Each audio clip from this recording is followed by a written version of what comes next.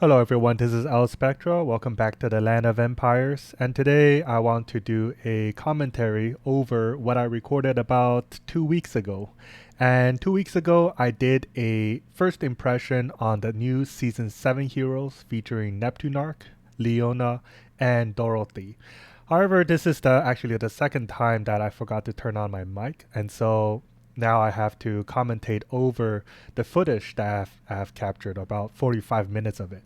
And basically, what I will cover, or I should say, what I will commentate over in this video are three things. So I'll start off with the new era, basically, the developers showcasing these heroes and how they perform against Season 6, although I have to say that is not very accurate, the showcase that is.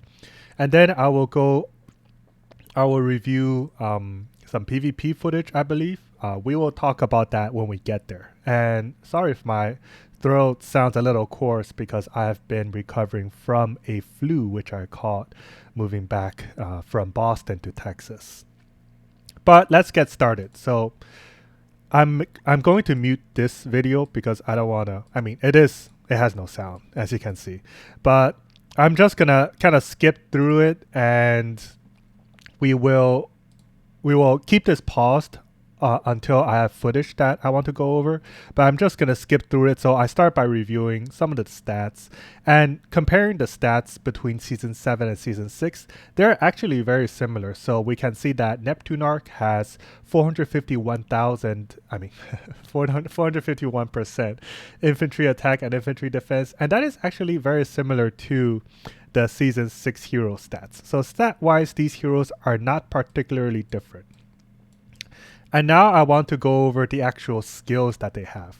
So the Rage skill by Neptunarch, which is the Season 7 infantry, it deals quite a lot of damage. It deals 1,500% damage to all enemy units within the frontal area. So this includes the infantry and potentially cavalry, and applies an effect where the damaged opponents take 200% damage every 3 seconds while also reducing the damage of their skills by 40%. And this 40% reduction is a bit quite important because it lowers the damage that your enemies can deal. Although 40% is actually not quite high for Season 7. So I was kind of surprised by how low the percentage is, because if you recall from Season 6, those heroes, they can reduce their damage taken by like 80-90%, which is much more significant. So his first passive, it increases the hero's final defense by 100% and reduces their damage taken by 40%. So I would actually say that this skill is a downgrade over the Season 6 infantry's passive skill, because the Season 6 passive skill, it gives 200% HP, final HP, and reduces the damage taken by like what, 85%? And yeah, I was very surprised when I saw this skill, because if we compare the skill directly to Season 6 passive, it's much more inferior. And this third skill will probably be his most impactful passive skill. Well, most impactful skill overall, I should say.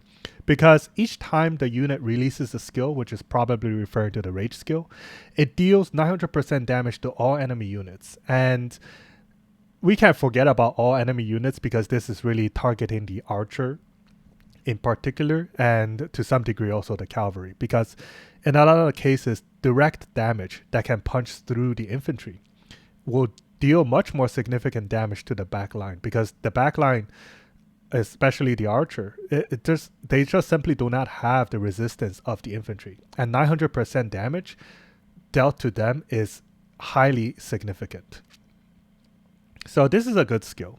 And finally, going to his Awakening skill. I think his Awakening skill is alright. Certainly a step up compared to Season 6, because Season 6 Awakening skills, I really don't feel like they do anything.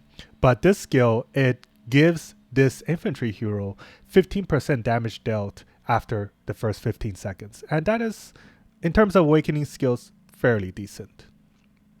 Although nothing super impactful. So now moving on to the Season 7 Cavalry hero. The Rage skill, it reduces the charging speed of the target and all enemy units around it. So this includes the cavalry and infantry by 90% for 9 seconds, dealing 1700% damage. Now this damage is a lot, although from what I've seen, she actually doesn't deal that much damage. We will showcase that later, but the 90% is good, but because it only lasts 9 seconds, it is more kind of like a support skill. What I've kind of noticed is that the heroes, the opponent heroes, they kind of cast their rage skills even though the bar hasn't really charged. So I'm not really sure how well this works. But overall, I think the cavalry hero is kind of like a supporting hero from what I've seen so far, because this, after all, has been 2 weeks since I first recorded this video. This cavalry hero is highly defensive. It is very good when combined with the Season 6 infantry hero, especially Kellerman equipped with the Season 6 armor. Somehow, it gives the Season 6 infantry so much tankiness that it is just immortal. It becomes immortal pretty much. And we will probably see that either in my upcoming Apex Arena video, where I just review different setups that people are running.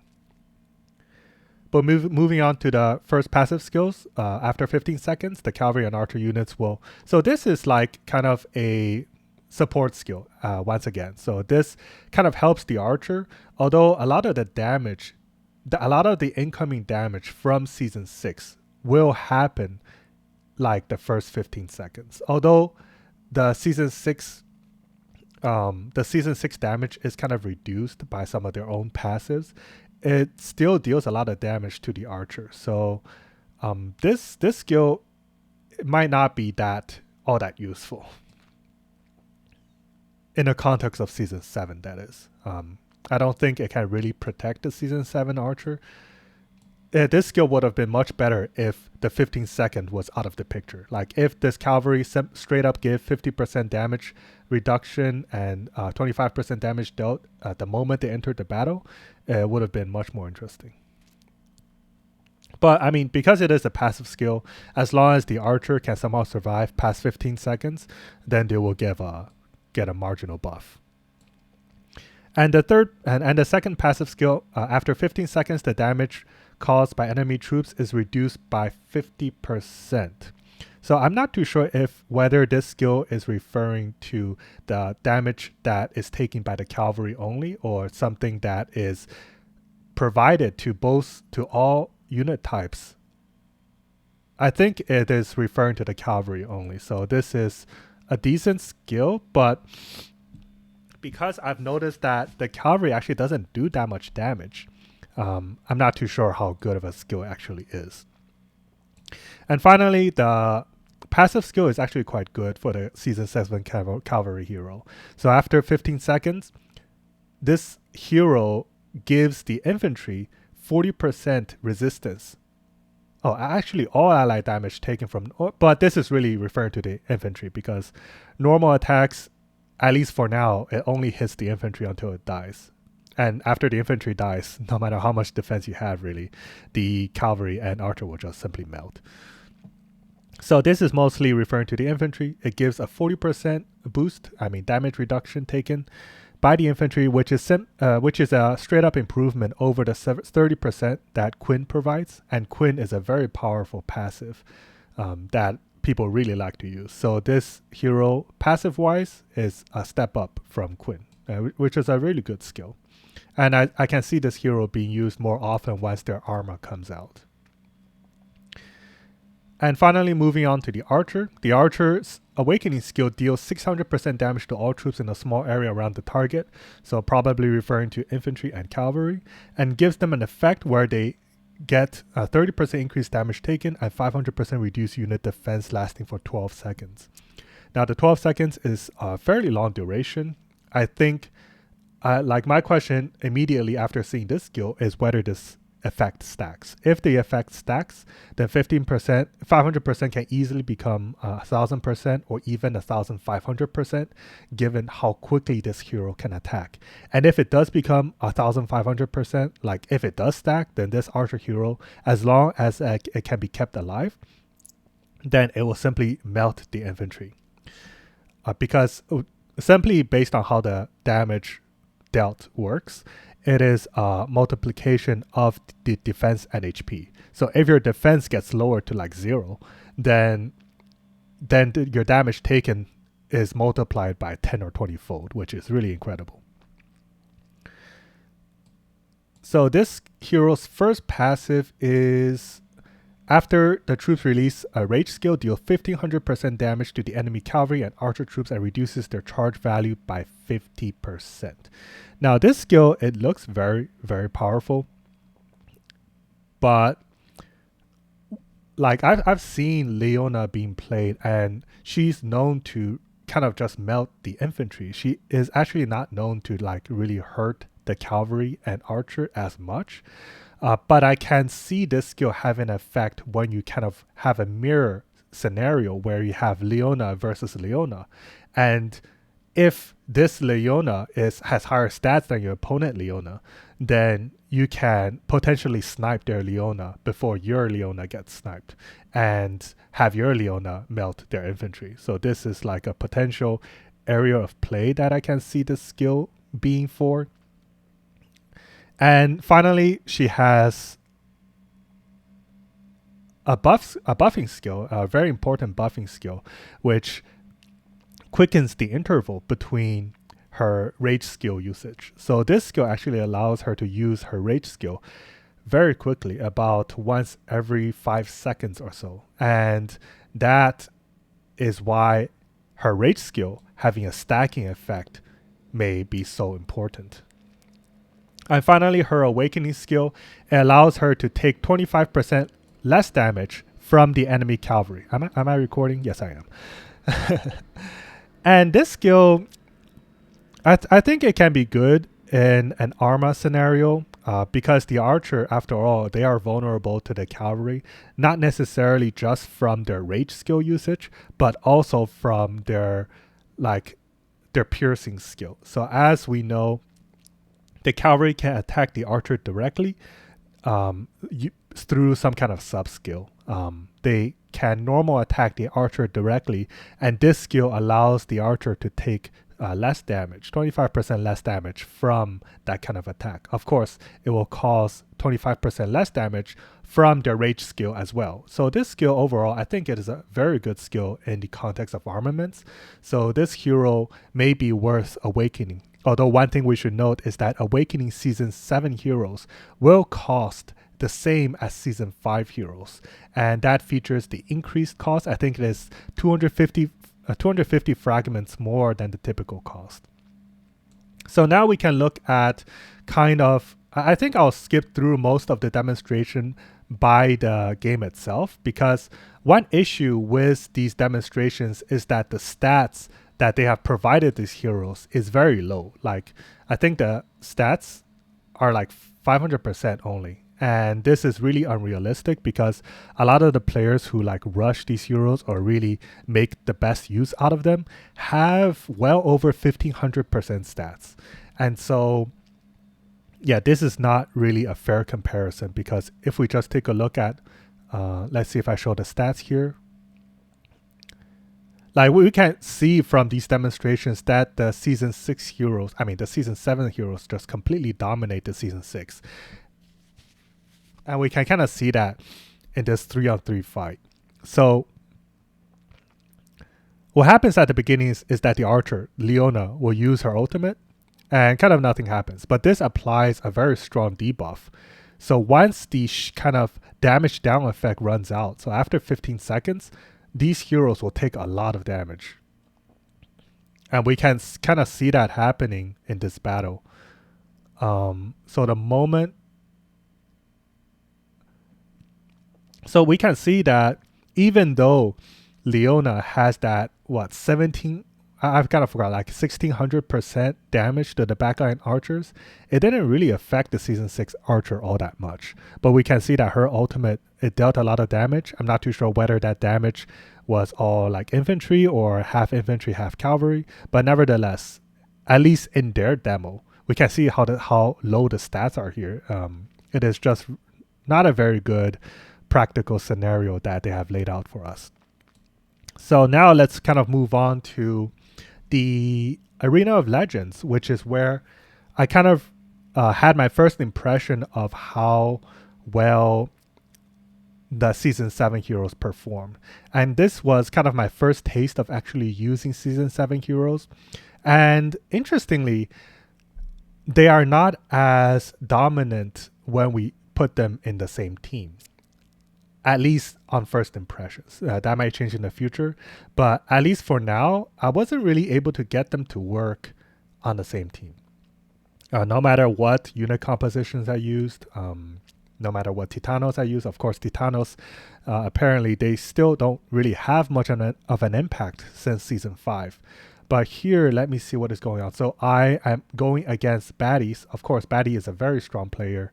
Baddie's standard Season 16, using my Season 17, and I kind of got crushed without being able to put up a fight here. So let's kind of see what happened. So here I ran fairly standard army. I didn't really use that many archers because I was just going in kind of blind.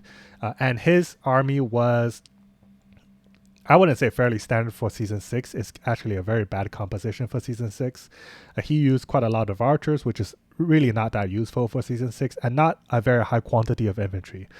He does have quite a few cavalry though, which can really hurt when the opposing player is much stronger than you are. But let's just see what happens. So the battle is just starting out, and my archer, she already took 10,000 damage.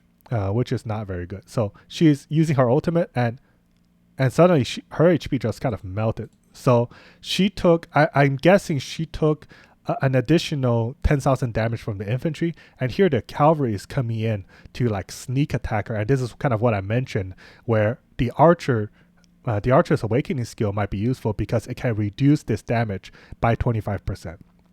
But in this case, my archer was just kind of too weak. So right now, kind of what is in my mind is that I'm hoping the Season 7 infantry will kind of shine and kind of showcase how well the Season 7 team can perform. Because back when we first received Season 6, the Season 6 heroes really outshined Season 5, and that could have been immediately seen, even against stronger opponents. Like when you ran a full Season 6 team, it just kind of dominated a Season 5 team. But we don't see that here really. Like my composition probably was far from ideal, but we can see immediately Baddie's HP. Baddie has taken next to 0 damage, and I'm like half dead already. I only have my infantry left. So now, point is to see how much damage can my infantry deal. And the answer really was not much. My infantry could not do anything to him. And this might have partially been attributed to my inability to kill his archer, who of course has that team-wide protection every few seconds or so. So I kind of lost this battle, which was really surprising to me, without being able to put up a fight. So now my next battle was versus Hawk, and you can see the stat disparity here. I have my Season 6, I have my full Season 17 versus his full Season 17. And yeah, he timed me out. So his composition was pure infantry, and I kind of ran the same composition here. And let's just look at what happens. So as we notice, the infantry has that 900% damage passive skill too, and we can see that in action in this fight. So I'm running a modest amount of cavalry and archer, and just look at that. They instantly died the moment his infantry used the ultimate skill. And this is kind of why I'm kind of unsure whether the full Season 7 is even a good setup, because your opponent can kind of use the Season 7 infantry hero to just instantly kill the cavalry and archer. I'm not too sure if that will actually happen in a scenario. I'm not too sure if I tested it here, but that was really surprising to me. So in this next fight, I'm against Solo Kellerman because I already killed his previous team. Well, I already killed 2 members of his team using my using the comp that I was running. So this is once again testing season 7. And this fight was even funnier. So before I could even do anything, look at what his Kellerman did to me. So instantly my Cavalry and Archer, they lost half of their HP. And this was from the passive tick by Kellerman. Now, one thing to note is that without the Archer, Kellerman's tick is actually stronger, because keep in mind that the Archer reduces your damage dealt by 65% for the first 15 seconds of the fight. So Kellerman alone here, without the Archer, is actually more potent than Kellerman with either Horn God or someone with Season 6 armor.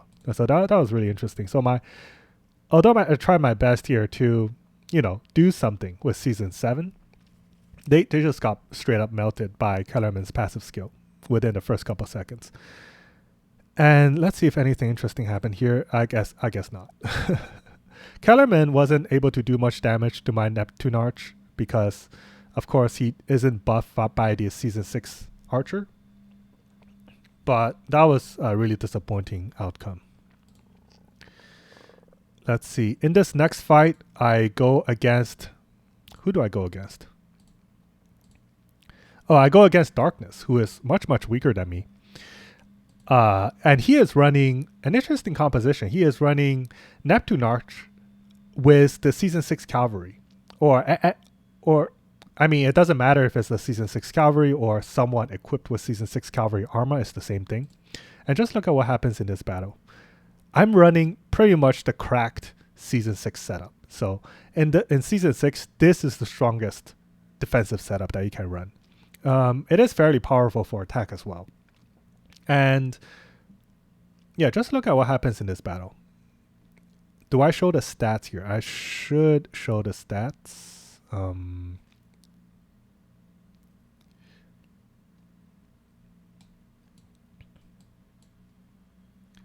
Yeah, so now I show the stats. As you can see, my infantry stats are cracked compared to his. It is much higher than what he has. But let's see how the fight turns out. So at the beginning of the fight, the hero who will use their rage skill first, of course, the Archer will use their rage skill first. But next will be Neptune Arch, and let's see if it does anything. So if we noticed in Season 7 versus Season 7, Neptune Arch was kind of able to completely just wipe out, one-shot the Cavalry and Archer. But due to the protection conferred by the Season 6 Archer, that doesn't really happen. So that was kind of expected, and look at that. His Cavalry dealt 30,000 damage to my Kellerman instantly. Like, he is running 23,000 cavalry. That's next to nothing. And it's only my Kellerman. Like, this, in terms of a defensive setup, is the absolute best for Season 6. And note that this is also a Season 6 hero. Like, we're not running some magical Season 7 setup here. Well, it is partially Season 7, but this is a Season 6 infantry hero doing massive damage to the infantry. And that was really surprising. So now what we have here is, once the cavalry died, and we can see that it wasn't the Neptune Arch doing the massive damage. It was purely the 23,000 cavalry troops. So after the cavalry died, he wasn't able to do much damage to me. So that was kind of like the first interesting composition that I saw for Season 7. And the first composition that kind of showcased how Season 7 may be used. Because the full Season 7 team simply wasn't that interesting. It could counter Season 6 from what I've seen if you kind of ran heavy Archer. But there's also ways to counter that as well. So let's see if I have any other interesting fights to demonstrate here. Let's see what I do here. So here I am against well, a fairly classic Season 6 Team 3 setup. So this is Michael, Quinn, and Lisbeth. And here I'm running Neptunarch. So here I basically tried Darkness's composition, but for some reason I used very few cavalry. And let's see how it goes. Oh, well, it obviously didn't go very well. So we can see that this team, although it performs stellar versus the classic Season 6 setup or the Arma setup, it doesn't seem to work quite as well versus other setups. Although, please note that Batty is significantly stronger than I am. So now, basically what I'm doing is I am doing a live demonstration of that day's Apex Arena. So I am diving into new opponents, trying out new compositions. So here I'm going against Hawk, who is a respectably strong player. So I'm running a fairly classic setup against his full Season 7 setup. So what we just saw was this setup going against Season 6. And we saw how this setup, the cavalry, completely annihilated the Season 6 team, the Season 6 Kellerman in particular. So let's take a look at how well this setup manages against full Season 7. Has my cavalry used his ultimate yet? I'm not too sure. Well, now he's going to use the ultimate. And I think the damage was decent. I'm not too sure. So note that I really didn't buff my cavalry that much. Whoops. Oh, what just happened here? So somehow something caused Neptunarch to take a lot of damage. 9,000 damage. 10,000 damage. So I think that damage is still being done by the cavalry. So the cavalry is actually very effective in this setup against the Season 7 infantry as well, against the full Season 7 team.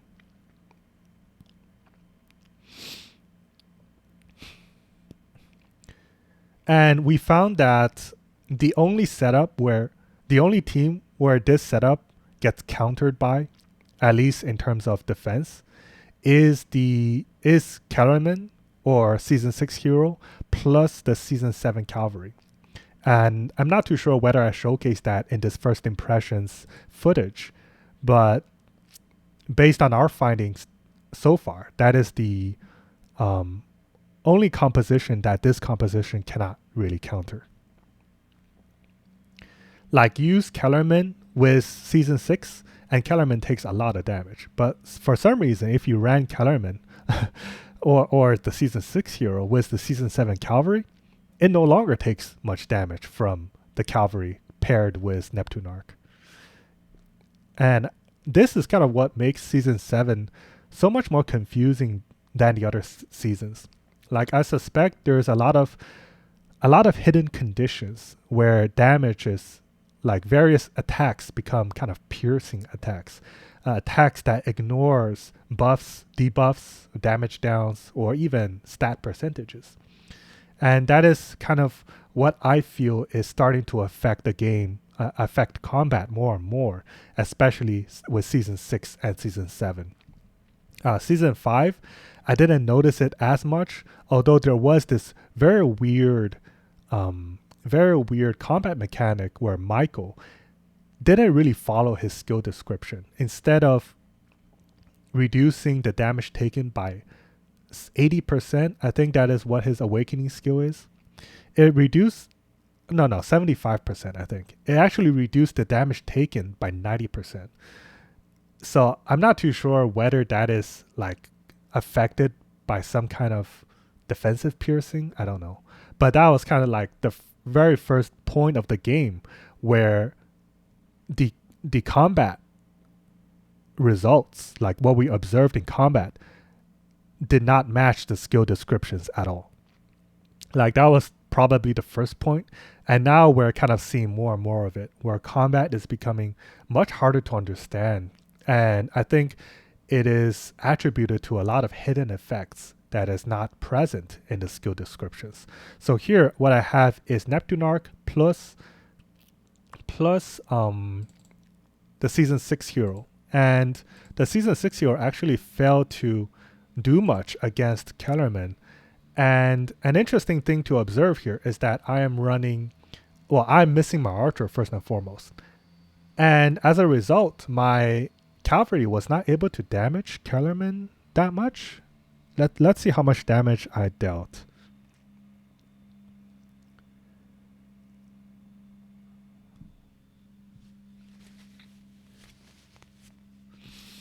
So I'm using my awakening skill now.